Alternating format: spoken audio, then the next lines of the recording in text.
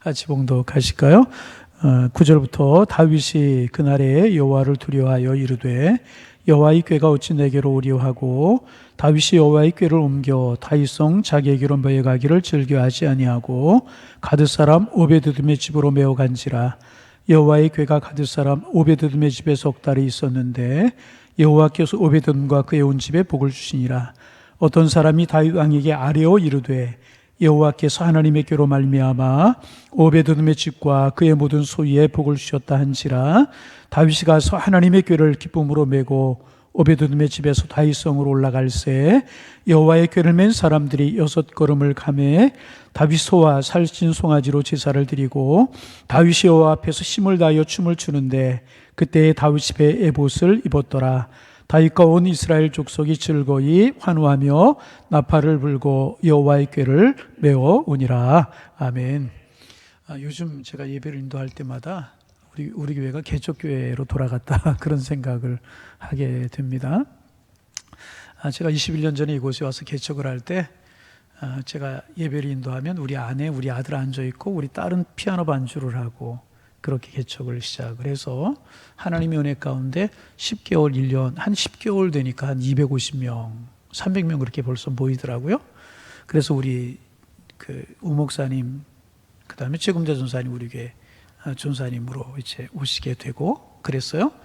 그전에는 이제 제가 교회 학교 설교하고 차 몰고 나가서 교인들을 이렇게 태워가지고 예배 오고 그러면서 이제 교회가 시작이 됐거든요. 매주 이렇게 달라졌어요. 그 다음 주 되면 한 줄 늘고 한 줄 늘고 두 줄 늘고 그래가지고 정말 신이 나더라고요. 11월 달에 이제 최금자 전사님하고 오 목사님 모셔서 전도하기 시작할 때 대원 아파트, 톨게이트 옆에 대원 아파트라고 하는 아파트가 입주를 하는데 전사님 두 분이 나가서 그때 오 목사님이 전사님 때였거든요. 나가서 전도하시면 문이 열리면 제가 들어가서 예배를 드리면 등록 한 주에 한 구역 두 구역이 막 늘어나고 그랬던 적이 있었어요.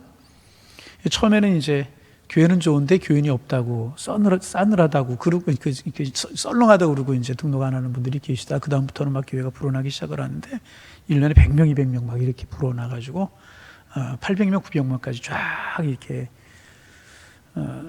성장하고 그랬어요. 새벽 예배도 이제 저희 아내하고 저하고 둘이 시작을 하다가 5단지에 있는 지금 송기업 집사님, 최수승 권사님 이제 새벽 예배 시작해서 4명이 예배 드리고 이제 그랬던 적이 있었어요. 그 수예배도 늘어나고 그랬던 적이 있었는데 코로나가 무섭긴 무섭다 그런 생각이 들어요. 코로나가 한번 이렇게 지나가고 나니까 지난주 주일 예배도 제가 깜짝 놀랐어요. 우리가 주일날 조심하느라고 또 여러 가지 이유로 예배를 못 드리고 영상 예배 드렸는데 지난주에 처음 드렸는데 10분의 1 나온 거예요. 지난주에 한 150명 우리 출석한 것 같아요. 그 수요일날도 그랬고 새벽 예배도 요즘 우리 교회는 여러분 아시겠지만은 주일 예배, 오후 예배뿐만 아니라 수예배, 금요기도회, 새벽 예배 모든 예배가 무슨 일이 있어도 우리 교회는 중단하는 일이 없잖아요. 여러분 아실 거예요. 21년 동안 이렇게 목회를 해왔어요. 주 명절날 저녁에도 금요기도회, 새벽 예배 우리 교회는 하는 교회인데 우리 한 3주 동안 코로나라고 하는 것 때문에 예배를 못 드리고 지난주에 드리다 보니까 10분의 1이 출석을 해. 새벽 예배도 이제 아무리 적어도 그렇게 코로나 때도 우리가 40명 이하 잘 안 떨어졌는데 우리가 한번 코로나가 슬쩍 지나가고 나니까 모든 게 우리 교회 개척교회 수준으로 들어간 것 같아가지고 시간이 되면 회복되겠지 그런 생각을 하면서도 마음이 좀 아프고 좀 마음이 힘들고 좀 그래요. 금요기도에도 이제 좀 더 나왔는데 그래도 오늘 금요기도 나오신 여러분들 얼마나 감사한지 여러분이 우리 교회 기도의 파수꾼이십니다. 할렐루야 고맙습니다. 이 말씀을 트라우마가 생긴 것 같아요. 교인들의 마음속에. 그래도 참 감사한 게 오늘은 좀 얘기해도 될 것 같아서 우리 교회 이제 69세 되신 어느 분이 다른 곳에서 확진이 돼가지고 3부 예배 참석을 우리 하시고 새벽 예배 참석을 하시고 그랬잖아요. 그래서 3부 예배 참석했던 분들, 새벽 예배 참석했던 분들, 새벽 예배 때 차 운행했던 분들 다 전수검사를 했잖아요. 연결된 분들을 따지면 우리 교인들만 한 300명, 400명 검사했던 것 같아요. 그런데 참 감사하게도 교인들 중에 확진이 하나도 안 나왔어요. 하나는 그 역학조사하는 분이 우리 교회 와서 교육자들한테 그랬대요. 목사님들, 이 교회 규모로 보면 아무리 왔나도 100명 이상 나옵니다. 확진자가 100명 이상 나올 거라 그랬대요. 그 소리 듣고 제가 깜짝 놀랐는데, 그리고 나중에 확진자가 안 나오니까 그 역학조사관들이 이제 그분들이 신앙생활 안 하잖아요. 그러니까 방역을 잘한 모양이라고. 그 시청에 있는 문화팀장이 저한테 뭐라고 그러냐, 목사님 기도 많이 하신 것 같다고. 많이 했죠. 아멘도 안 하려고 그래. 한 명 확진이 나오는 순간에 제가 3일 동안 금식했는데 아무것도 안 먹었는데 배가 고픈 줄 모르겠어요. 얼마나 저도 긴장을 했는지. 하나님이 함께 하실 것을 믿었지만은 3일 동안 그 저녁에 토요일 날 오후에 우리 어떤 분이 확진되었습니다. 그 소리 듣고 제가 그때부터 식사를 안 해서 3일 동안 식사를 안 했어요. 근데 배고픈지도 모르겠더라고. 3일 동안 어떻게 지나갔는지도 모르겠고. 그래서 그 주에는 우리가 자발적으로 이제 예배를 안 드렸고, 주일날 저도 검사를 하러 가서 봤더니 우리 교인들이 쫙 검사하러 서 있는 거 보고 막 마음이 아프고 슬프고, 내가 담임 목사가 더 기도해야 되는데 더 기도하지 못해서 이런 일이 벌어졌구나. 그날 하루는 마음이 얼마나 어려운지 모르겠더라고요. 그리고 이제 검사를 하는데 교인들은 한 명도 확진이 안 나왔고, 참 감사한 게 새벽 예배 차 운행을 하는데 옆에 타고 가셨던 분이, 권사님도 차 옆에 타셨었는데 7, 8명 탔는데 전부 다 음성이에요. 나는 이거 기쁜 마음으로 아멘 이야기하는데 아멘 좀 지나갔으니까 이제 이야기할 수 있는 거죠. 얼마나 감사한지 모르겠어요. 그럼 이제 지나갔으니까 좀 이야기를 좀 하려고 그러는데, 근데 우리 부목사님 한 분이 그 중간에 월화 차량 운행을 한 분이 확진이 됐잖아요. 그래서 이제 부목사님하고 저하고 여러 가지로 생각을 해봤어요. 아니, 옆에 앉았던 분도, 같이 앉았던 분도 이렇게 음성인데 왜 목사님이 음성이냐고, 양성이냐고. 그랬더니 목사님이 가만히 생각해 봤대요, 뭔가. 그랬더니 차를 다 내려드리고 돌아오면서 차 안에서 마스크를 벗고 왔대요. 아마 그게 아닌가, 잘은 모르지만 지금 마스크가 그만큼 중요하구나 하나 깨달았고요. 그래서 지나가는 줄 알았어요. 다 검사를 했는데 전부 다 음성이 나왔어요. 그리고 교육자들도 이제 2주 격리를 했단 말이에요. 그 목사님이 이제 부목사님이 확진이 됐으니까 다 사무실에 같이 일했으니까 저도 2주 격리하고, 목사님도 2주 다 격리하고, 차에 같이 탔던 분들 격리하고, 장례 갔다 오면서 같은 차에 탔던 분들 전부 다 격리를 해가지고 2주가 지나갔어요. 무사히 지나갔는데 마지막 격리 해제 하루 앞두고 부목사님 다 검사를 했는데 격리했던 분들이 전부 다 음성이 나왔어요. 그때 한 30명 됐죠. 그 완도 갔다 온 분들하고 차에 탔던 분들 2주 격리하다가. 그랬는데 부목사님이 그 차도 안 타고, 상주도 안 완도도 안 갔다 오고 그 차도 안 탔는데 부목사님 한 분이 확진이 된 거예요. 또 딱 2분이 이제 우리 교회 확진이 됐는데, 그래서 이제 그 목사님하고 곰곰이 생각해 봤어요. 왜 그러냐? 그러면 사무실에 같이 있던 교육자들이 다 확진이 돼야지. 왜 목사님은 확진이 됐냐? 우리 가만히 생각해 보자. 그랬더니 이제 가만히 목사님, 내가 가만히 생각해 보니까 이건 것 같습니다. 뭐냐? 그랬더니 하 목사님 처음 확진됐잖아요. 확진 받기 그 전날 하 목사님이 타던 차를 가지고 혼자 안양을 갔다 온 거예요. 아마 핸들 이런데 아마 손을 잡고 그랬던 모양이에요. 뭔지는 모르지만 어디서 그랬는지 알 수가 없지만 우리가 추정하기는 그런 것 같아. 근데 예배 시간에 여러분 많은 분들이 참석했잖아요. 한 명도 확진이 안 나왔는데, 그래서 우리 부모님이 둘이 확진이 돼가지고 시설에 가서 10일씩 격리하고 있다가 와가지고 지금 괜찮아요. 괜찮은데 제가 나오지 말라고 해요. 나오지 말고 좀 더 쉬고 좀 더 있다 안전할 때 나오라고 그러고 있어요. 그리고 참 조마조마한 시간이 지나갔지만 지나고 나서 보니까 그 역학조사관이 와서 우리 교회에서 그랬다는 거예요. 이 교회는 2만원 인원이면 한 사람 나왔으면 최소한 100명입니다. 100명 이상 나올 테니 그런 줄 알고 있으라고. 그런데 부목사님 가족하고 부목사님 그렇게 분이 안 나왔잖아요. 저는 믿음 없는 사람들은 방역을 잘했다고, 우리 방역도 잘했죠. 우리 얼마나 방역 열심히 했어요. 여러분 마스크 잘 쓰시기 바랍니다. 마스크 제가 처음 이런 얘기 하는데 우리 교회 교인들 중에서 옆에 앉았던 분들이 2주 격리하고 만약에 확진이 나와보세요. 그럼 가족들까지 얼마 일마만파 움직이는가 많이 참 걱정이 됐는데, 그렇게 뿐이 안 나와가지고 야, 이거 하나님 도우셨다. 하나님 도우셨다. 자칫 잘못하면 제가 유명해질 뻔했죠. 매스컴 탈 뻔. 그래서 그랬는데 하나님 이렇게 막아주셔서 여기서 끝난 거 얼마나 감사한가. 예배당 안에서 한 사람도 안 났단 말이에요. 이게 얼마나 감사한 일이냔 말이죠. 하나님 지키셨다고 믿는데, 이제는 우리가, 그래서 이제 제가 오늘 사실 그 말씀하려고 한 건 아닌데 말씀이 그쪽으로 가는데, 이제는 우리가 이제 거의 한 달이잖아요. 거의 한 달인데 예배당 안전하고요. 그래도 이제 트라우마가 교인들의 마음속에 생기고 조심스러운 마음이 생겨서 이제 예배 시간이 적은 거예요. 그래서 이제 우리 부목사님 한 분이 저한테 하는 이야기가, 목사님, 교인들이 목사님들 복귀하면 그때 나온대요. 그런 얘기를 하더라고요. 그런 얘기하고 이제 그래서 아니 뭐 교인들이 마음속에 두려운 마음도 있고 조심스러운 마음도 있겠지. 예, 그런 생각이 들면서 그래도 우리가 함께 기도하려고 하는 교인들의 마음이 얼마나 아름답고 귀한 것인가. 그런 제 마음속에는 빨리 좀 회복됐으면 좋겠는데 그런 생각이 들어요. 이제 거의 다 끝났으니까 이렇게 그런 생각이 들고, 오늘 예배 나오신 분들 제가 이런 얘기한다고 혹시라도 두려워하지 마시고요. 예배당 안에서는 한 사람도 안 나왔다는 걸 꼭 기억해 주시길 바라고, 차에서 그래서 뭐 그럴 리는 없지만 제가 요즘 새벽 예배 한 어느 정도 뭐 차량 운행 안 하려고 그래요. 차량 운행 안 하고 있어요. 그래서 그 차 타고 오셨던 분들 새벽 예배 못 나오고 있고 그래, 새벽 예배는 듣고 그러는데, 이럴 때 우리가 해야 될 일은 제가 이 말씀 통해서도 이야기하겠지만은 우리가 기도하고 다시 예배가 회복될 수 있도록 기도하는 것 우리가 해야 될 일인데, 오늘 금요교대에 나오신 분들은 우리 교회의 기도의 파수꾼들이시니까 열심히 좀 기도해 주시기를 바랍니다. 하나님 우리에게 사랑하는 거 맞는 것 같아요. 그죠? 아닌 것 같아요? 마스크 때문에 대답 못하면 이거나로 대답을 할렐루야. 참 그래서 저도 2주 격리하는데요, 2주 집에서 격리 시간이 왜 이렇게 빨리 지나가는지 모르겠어요. 2주 어떻게 지내셨냐 그러는데, 저는요 다른 거 한 거 없잖아요. 성경 보고 기도하고 새벽 예배 준비하고 모든 예배 준비하고 하루가 어떻게 지나가는지 모르겠어요. 그래서 뭐 영상 장비가 있습니까? 뭐가 있습니까? 노트북 이렇게 놓고 새벽 예배 녹화하고 주일 예배 녹화하고 수예배 녹화하고 그렇게 했어요. 노트북 하나 가지고. 조금 영상 장비 집에 영상 장비 좀 가지러 나오려고 그래도 격리니까 나올 수가 있어야죠.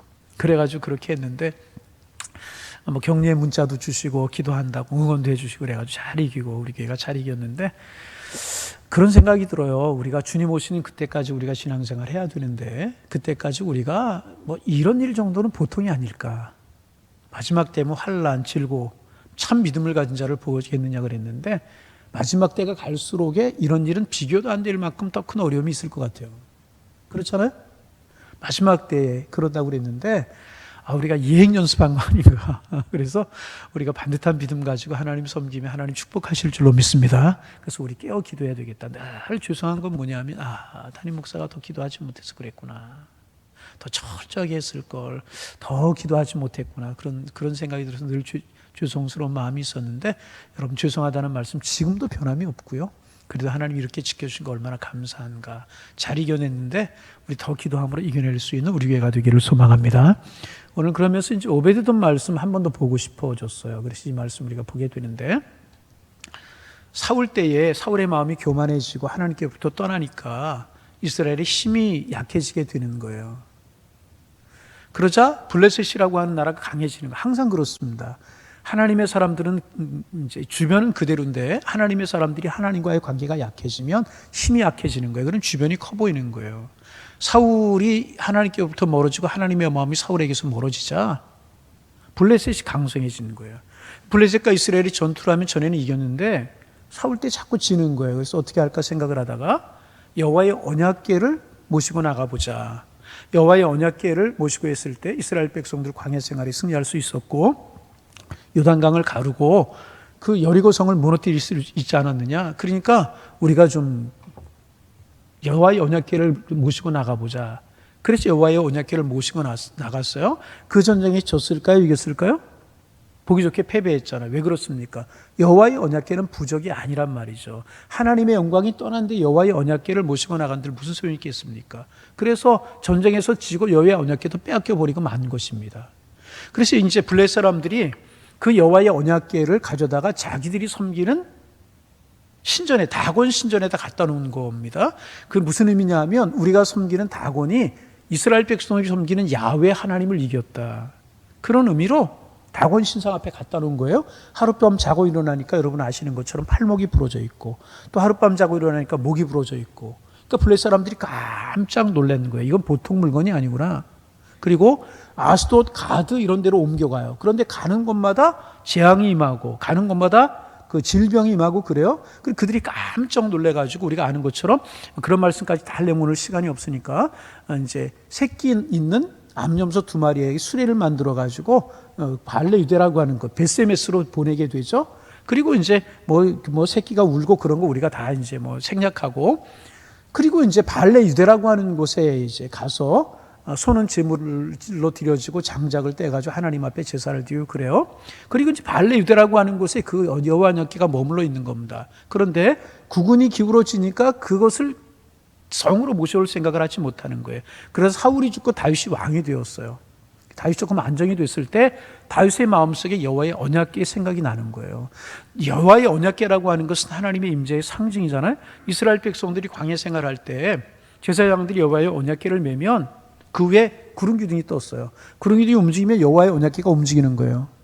그러면 이스라엘 백성이 움직이는 거예요. 아무리 가고 싶어도 구름 기둥이 멈추면 여호와의 언약궤가 멈추고, 그럼 이스라엘 백성들이 거기서 수경을 할 수밖에 없었어요. 하나님의 임재의 상징이었단 말이죠. 그런데 그런 하나님의 임재의 상징이었던 여호와의 언약궤가 방치되어 있다는 사실을 다윗이 깨닫고 마음이 아팠어요. 나는 이렇게 백향목궁에 거하는데 여호와의 언약궤는 초막 가운데 있도다. 마음이 아팠어요. 이것이 다윗의 마음이었다는 거죠. 여러분, 하나님께 다윗에게 복을 주신 것, 다윗이 점점 강성해 간 것, 다윗의 나라가 강성해 간 것은 괜히 그런 것이 아니고, 이런 다윗의 마음, 이런 다윗의 심정, 이런 다윗의 마음이 있었기 때문에 하나님께 다윗에게 복을 주신 거라 그 말이죠. 그래서 이제 군사 3만을 거느리고, 적게 거느리고 갈 수 있었지만 3만을 거느리고 오케스트라를 동원하고 많은 백성들을 거느리고 발레 유대로 간 거예요. 그래서 여호와의 언약궤를 이제 다윗성으로 옮겨오려고 옮기는데, 낙원의 타작마당이라고 하는 곳에 이르렀을, 수레에 싣고 여호와의 언약궤를 옮기는데 낙원의 타작마당에 이르렀을 때, 우리가 잘 아는 내용이죠. 다시 한번 오늘 묵상합니다. 소들이 막 뛰는 거예요. 소들이 막 뛰자 수레에 실린 여호와의 언약궤가 떨어지려고, 쓰러지려고 하잖아요. 그러니까 옆에 있었던 우사라고 하는 사람이 여호와의 언약궤 쓰러지고 떨어지려고 하는 것을 막으려고 손을 댔다가 그 자리에서 죽어요. 역대기에 보면 하나님께서 우사를 치셨다, 우사를 찢으셨다, 그렇게 기록하고 있어요.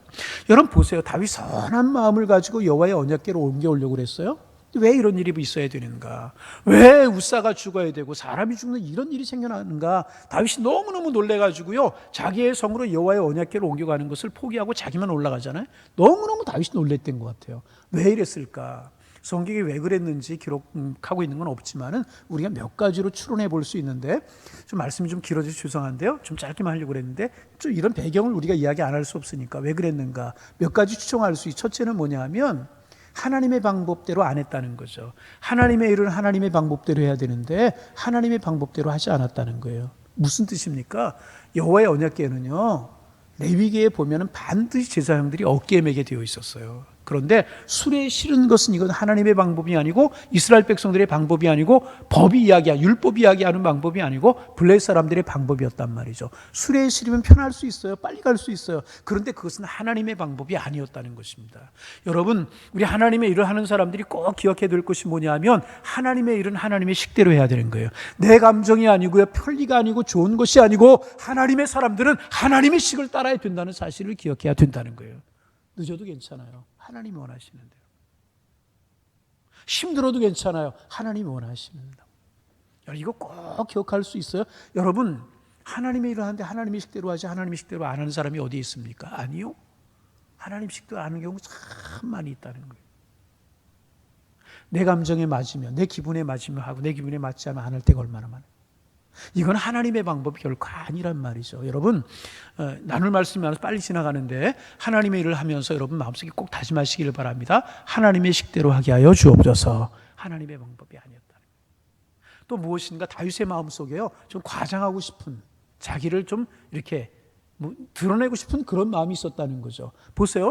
여호와의 언약궤 하나 이렇게 자기 성으로 옮겨 오려면 그저 10명? 20명? 많으면 100명, 그 정도만 보내면 되지 않았겠어요? 근데 3만 명의 군사를 이루고 가요. 오케스트라가 동원해요. 얼마나 대단했겠습니까? 내가 왕이 되고 나서 이만큼 우리나라가 성장했다, 이만큼 우리나라가 성숙했다, 이만큼 우리나라가 잘 사는 나라가 되었고, 내가 왕이 되고 나서 국력이 이만큼 되었다라고 하는 것을 과시하고 싶은 마음이 있었다는 거죠. 그리고 사실 보면은요, 다윗이 그 여호와의 언약궤를 자기 성으로 옮겨와도요, 어디 놀만한 장소를 준비하고 그 여호와의 언약궤를 옮겨오려고 한 것이 아니었다는 것입니다. 준비도 없이 마음이 앞서고 자기를 과시하려고 하는 그런 마음이 들어갔던 것은 아닌가. 여러분, 우리 하나님의 일을 하면서 이거 조심할 수 있기를 바랍니다. 수요일 날도 말씀드렸지만은 철저하게 우리는 그리스도의 종이에요. 종은 드러나는 게 아니에요. 누가 드러나야 돼요? 하나님이. 주님만 영광 받으시옵소서. 말씀 없어 주의 종이 듣겠나. 이게 우리가 해야 될 일이란 말이에요. 그런데 다윗은 인간적으로 생각하면 다윗이 그런 마음이 없었겠어요. 얼마든지 이해할 수 있지만은 하나님께 지금 다윗에게 가르치시고 계시는 거예요. 아니다. 내 일은 내 식대로 해야 된다. 내 식대로 해야 되는 것이고 너를 과시하는 것이 아니고 지금 중요한 게 뭐냐? 여호와의 언약궤가 왜 중요한 것이냐? 하나님이 중요하고 여호와가 중요해. 내가 중요하니까 여호와의 언약궤가 중요한 것인데 너 과시하려고 그렇게 하는 것 아니야. 여러분, 두 번째 여호와의 언약궤를 모셔갈 때 3만 명의 군사 또 거느리고 왔었겠어요? 필요한 사람만 데리고 와서 여호와의 언약궤를 옮겨가지 않았겠어요? 하나님이 다윗으로 하여금 이거 가리키려고요. 다윗이 괜히 다윗이 된 것이 아니고요. 이런 하나하나의 과정을 통해 성군이 될 수가 있었다는 거죠. 하여튼 그렇기 때문에 우사가 이제 죽는 일이 벌어져요. 근데 다윗이 얼마나 놀랬겠습니까? 그래서 여호와의 언약궤를 내버려 두고 자기 성으로 올라가 버린 거예요. 다윗 성으로. 그러니까 이 여호와의 언약궤가 하나님의 임재의 상징이었던 여호와의 언약궤가 방치되게 생긴 것이란 말이죠. 누구도 가까이 하려고 하지 않았어요. 제사장들이 여호와의 언약궤를 옮겨야 되는데 제사장들도 가까이 하려고 하지 않았고요. 누구도 여호와의 언약궤를 가까이 하지 않으려고 하는 거예요. 왜 그래요? 그것 만지다가 사람 죽었으니까. 또 사람이 죽을 수 있고 또 어려운 일을 당할 수 있고 또 힘든 일을 당할 수 있으니까 누구도 여호와의 언약궤를 가까이 하지 않으려고 하는 겁니다. 인간적으로 생각하면 이해할 수 있는 상황 아니었겠습니까? 그렇잖아요. 다윗도 올라가 버렸어요. 자기 성으로. 그때 여러분 등장한 사람이 누구라고요? 전에 세례 새벽 기도 때도 우리가 이 말씀 자세하게 며칠여 갈지 오베드돔에 가서 나눈 적이 있었죠. 그때 나타난 사람이 누구냐면 오베드돔이라고 하는 사람이라는 거죠. 여러분, 성경에 보면 오베드돔이 많이 기록되고 있지 않아요. 같은 요 사건에 기록되고 있는 사람이 오베드돔이라는 거죠. 오베드돔이라고 하는 사람이 나타나요. 그래서 여호와의 언약궤를 자기 집으로 모셔갑니다. 여러분, 가만히 생각해 보세요. 자기 집으로 모셔가기가 쉬운 상황이었느냐 그 말이죠. 그것 만지다 사람이 죽었어요. 제사장들도 가까이 하지 않아요. 왕도 버려두고 올라갔어요. 그때 오베드돔이 자기의 집으로 모셔가기가 쉬운 상황이었냐 말이죠. 결코 쉬운 상황이 아니었단 말이죠. 성경에는 자세하게 기록되고 있지 않은데 제가 세례 새벽기도에도 말씀드렸지만 미드랴시라고 하는 유대인의 전통집이 있어요. 유대인들의 전통, 전해져 내려오는 그런 이야기들을 모아놓은 그런 미드랴시라고 하는 책이 있는데 거기 보면 오베드돔이 그렇게 했다는 거죠. 하나님, 아무도 여호와의 언약궤를 모셔가려고 하지 않습니다. 제가 여호와의 언약궤를 모셔가려고 합니다. 사람들이 어려운 일을 당할까 모셔가려고 하지 않는데 하나님, 제가 무엇입니까? 나 같은 사람 하나님의 자녀 삼아주셨는데 내가 여호와의 언약궤를 모셔가다 봉변을 당한들 내가 하나님의 자녀라면 내가 무슨 부담이 있겠습니까? 우리 집에 여호와의 언약궤가 모셔져 있다가 우리 가족들이 잘못 손을 대서 어려운 공격을 당할지라도 하나님은 광대하시고 여호와는 광대하시고 하나님은 존귀하게 여김을 당하셔야 되는데 그래도 나는 여호와의 언약궤를 모셔가겠습니다. 그런 마음으로 여호와의 언약궤를 자기 집으로 모셔갔다는 거예요. 이것을 가리켜서 뭐라고요? 거룩한 부담이다. 그렇게 이야기할 수 있다. 여러분, 쉬운 일을 가만히 생각해 보세요. 우리가 말로만 이렇게 해서 그렇지 지금 오베드돔이 여호와의 언약궤를 자기 집으로 옮겨갈 때의 상황을 생각해 보세요. 왕도 그거 부담스러워서 내버려두고 올라갔단 말이죠. 제사장들, 레위 사람들 당연히 여호와의 언약궤를 자기들이 있는 곳으로 모시고 와야 되는데 모시고 가려고 하지 않았다. 봉변을 당할까 봐, 어려움을 당할까, 힘든 일을 당할까 봐 그랬다는 거죠. 그런데 오베드돔이라고 하는 사람은 선뜻 나서서, 그 전에 오베드돔이 무엇하던 사람이지 어떤 사람이 성경에 기록하고 있지 않아요. 그거의 가문이 제사장의 가문이었는데 아니에요. 기록하고 있지 않아요. 그런데 오베드돔이 선뜻 나서서 자기의 집으로 여호와의 언약궤를 모셔가 석 달 동안 정성을 다해서 자기 집에서, 이게 언약궤를 섬기면 안 돼요?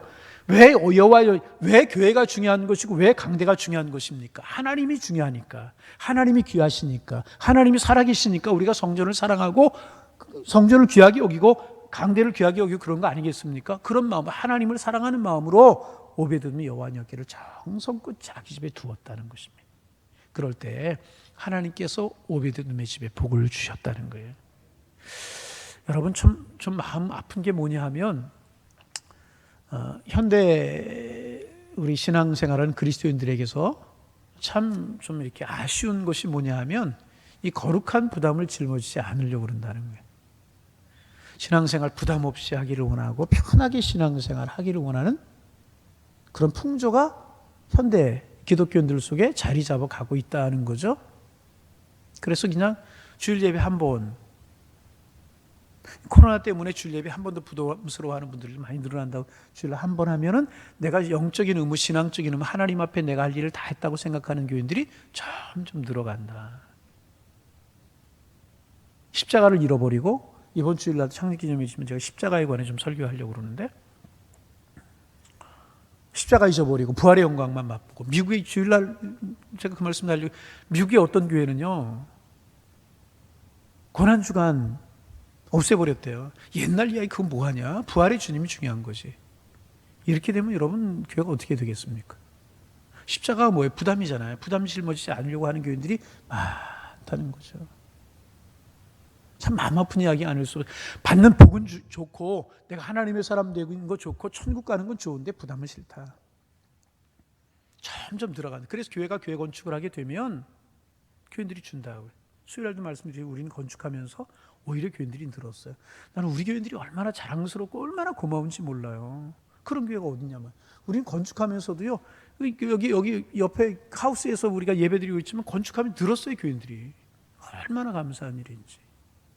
그런데 이 거룩한 부담을 짊어지고 정말 주를 위해 선뜻 나서려고 하는 사람들이 줄어드는 세대에 우리가 살아가고 있다는 거예요. 오베드돔은 그러면서 우리에게 큰 교훈을 준다. 왕까지 여호와의 언약궤 포기하고 올라갔어요. 제사장들, 레위 사람들 수두룩하게 많았어요. 근데 누구도 나서서 그 여호와의 언약궤를 책임지려고 하는 사람이 없었단 말이죠. 근데 선뜻 나서서 자기 집에 여호와의 언약궤를 모시는 그 마음이 결코 쉬웠겠습니까? 쉽지 않았다는. 그런데 그 부담을 짊어진 사람이 누구라고요? 오베드돔이라. 하나님께서 이 오베드돔의 집에 복을 주셨다. 성경에 오베드돔의 집에 어떤 복을 주셨는지 기록이 없어요. 그런데 그 당시에 가장 큰 복을 어떤 복으로 여겼냐 하면 자녀의 복이라고 여겼다. 우리 자녀들의 복을 하나님이 주셨다는 거죠. 그리고 여호와의 언약궤를 따라서 오베드돔이 예루살렘에 올라가서 뭐 어떤 관직을 했을지도 모르겠어요. 그런데 성경은 분명히 이야기하고 있기를 오베드돔의 가정에 복을 주셨다. 여러분, 하나님을 향하여 거룩한 부담을 짊어지면 하나님 결코 모른다 아니하십니다. 하나님을 향하여 거룩한 부담을 짊어지면 하나님 그때의 복이 안 되면은요, 후손의 때까지 반드시 복을 주신다는 거죠. 여러분 믿으시면 아멘. 그래서 여러분, 우리 거룩한 부담 짊어지는 우리가 되기를 소망합니다. 짊어질 수 있을 때 짊어지는 거예요. 아멘. 그것도 항상 짊어지는 게 아니고요, 기회가 있어요. 하나님 주시는 기회가 있을 때 거룩한 부담을 짊어질 때 우리가 부담을 짊어지는 거예요. 아멘.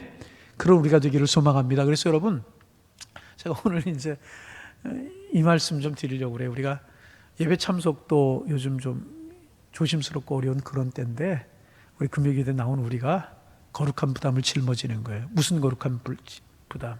기도하는 부담. 여러분, 우리 금요일마다 모여서 기도하기를 원합니다. 기도하기. 예배하는 부담. 아멘. 예배하는 부담. 여러분, 이거요, 안 믿는 사람들이 볼 때는 이거 굉장한 일입니다. 그죠? 아직도 교회 가니? 그런 사람들이 있다며? 교회 가지 말라 그러는 사람들이 있대요. 여러분, 우리 교회 어느 분은요, 토요일만 되면 딸이 온대. 우리 코로나 있기 전에, 코로나 이렇게 한창 시작될 때 토요일만 되면 딸이 온대. 어머니 교회 못 가게 하느라고. 여러분, 이런 것도요, 여러분 우연한 사건이라고 저는 보지 않고, 이런 것을 통해서 우리가 이럴수록 더 하나님 앞에 예배하고 기도하는 게 왜 거룩한 부담인가? 사탄은요, 그리스도인들이 하나님 앞에 가까이 나는 것을 할 수만 있으면 막으려고 하잖아요. 여러분, 예수님도요, 예수님의 공생의 사역, 아니 예수님의 살아가시는 사역 내내 보세요. 할 수만 있으면 예수님 십자가 못 지게 하려고 계속해서 예수님 주변에 막잖아요. 여러분, 패션 오브 더 크라이스트라고 하는 영화 보셨습니까?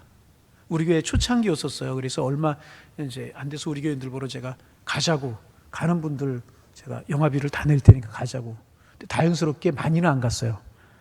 다행스럽게 수원에 가서 이제 우리 이제 패션 오브 더 크라이스트라고 하는 영화 봤는데, 여러분 그 영화 보신 분들 중간중간에 기억나시는지 모르겠어요. 중간중간 섬뜩섬뜩하게 마귀가 나오죠? 에? 무리 뒤에서 십자가 밑에 나오죠? 보셨어요? 뭐 목사님 옛날 영화 이야기하면서 뭐 그러십니까? 그럴 수. 마귀가 예수님 사역도 방해하려고 그러잖아요. 마귀가 할 수 있으면 하나님의 사람들 하나님 가까이 나가는 거 막으려고 그러잖아요. 예배 생활 막고, 기도 생활 막고, 은혜 받는 거 막고, 성령 충만한 거 막고 그러려고 그러잖아요. 코로나처럼 큰 시험이 어디냔 말이죠.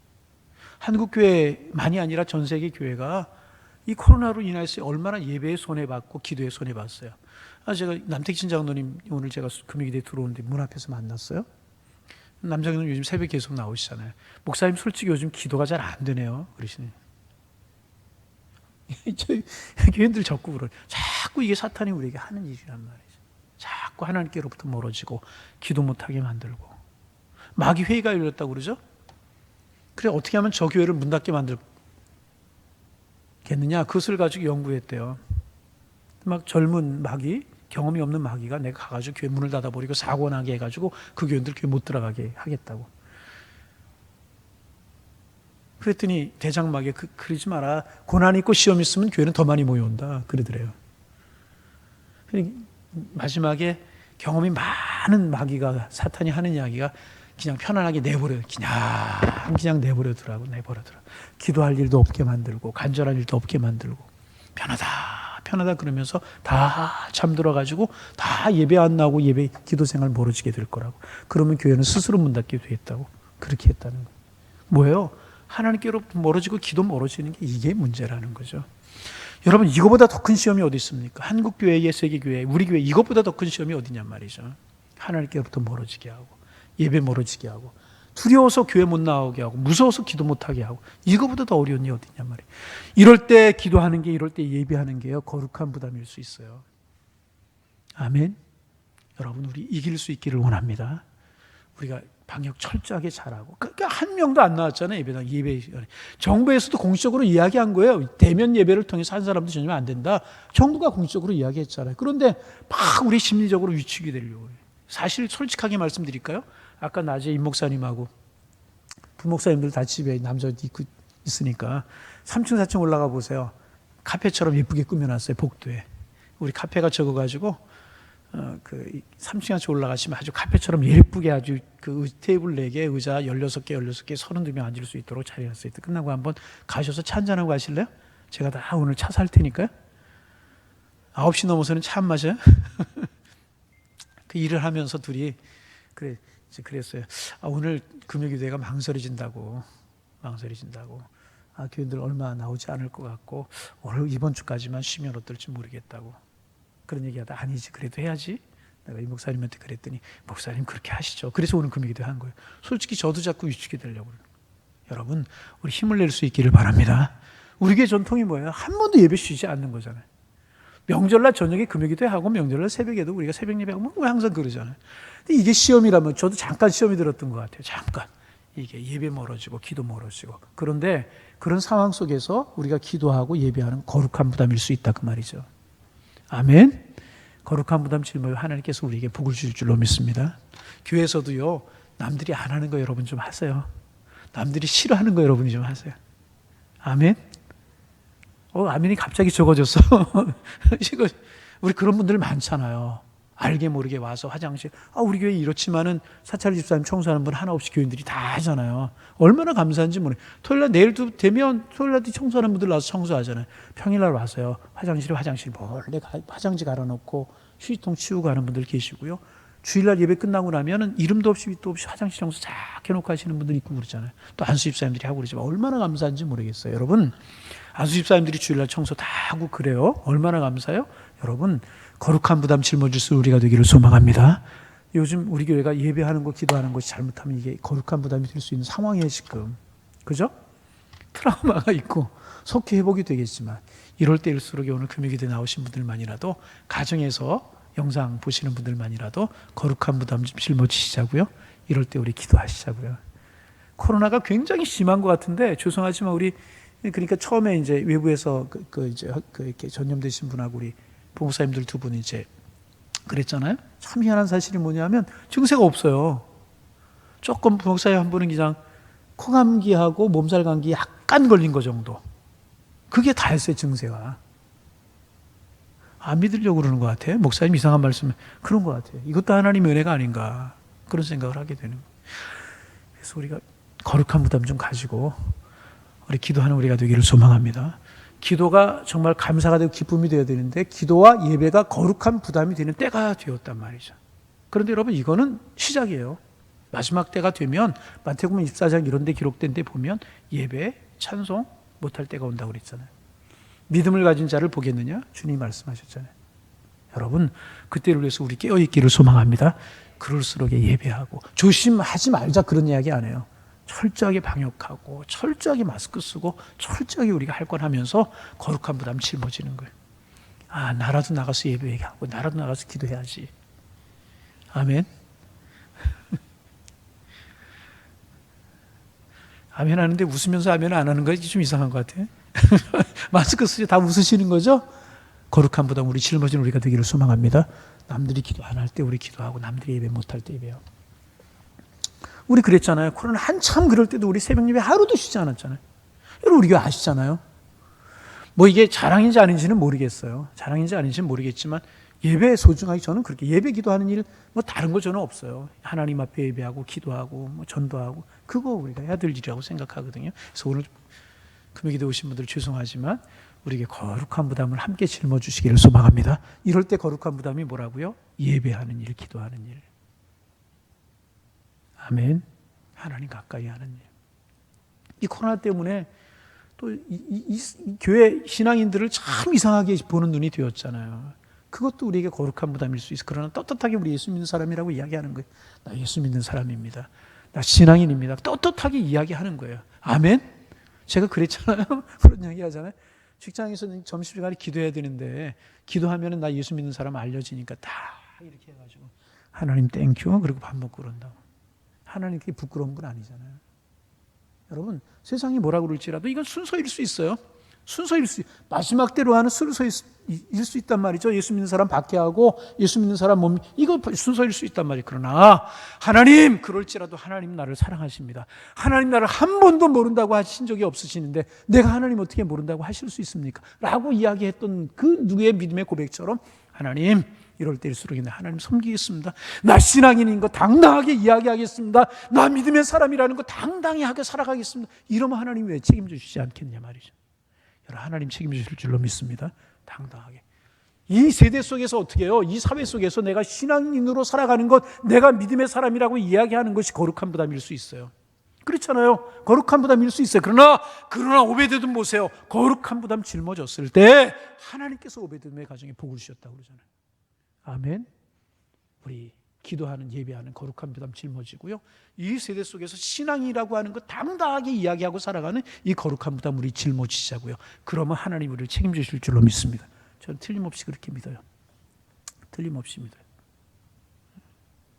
틀림없이 저는 제 주변에 그런 것 많이 봤고요.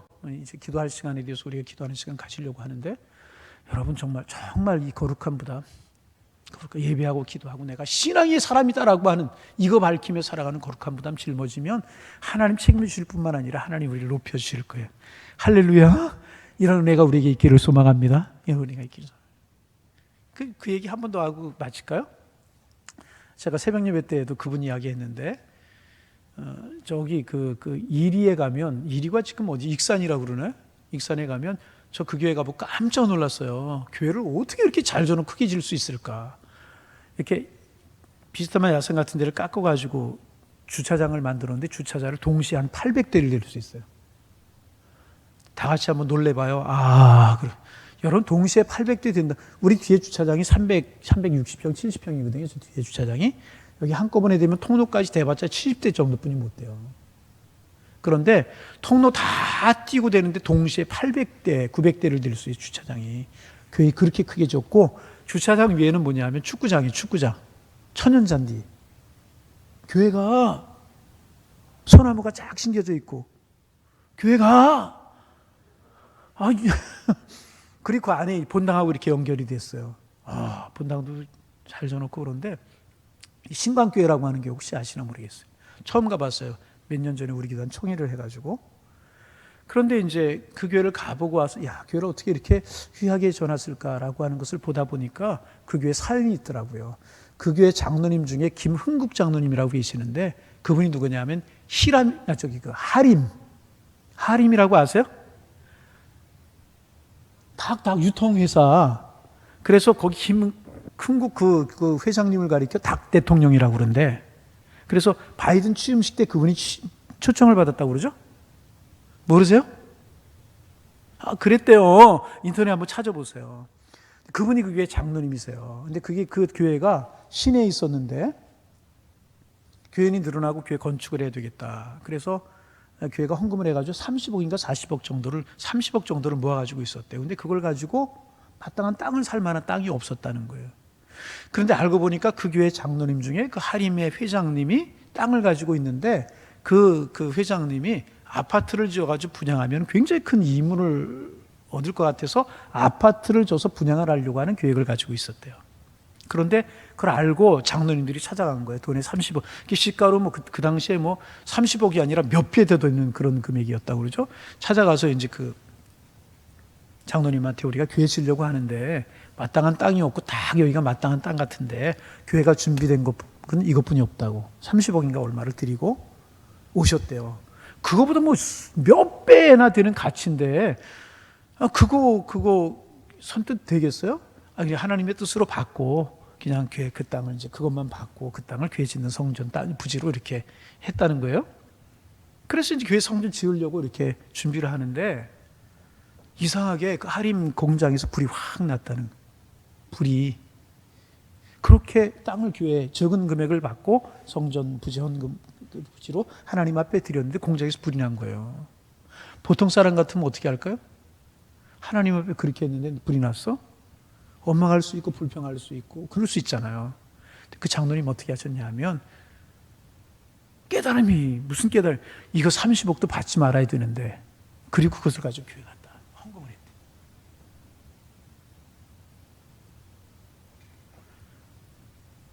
한 사람도 아멘을 안 한 것 같은데 헌금을 했대요.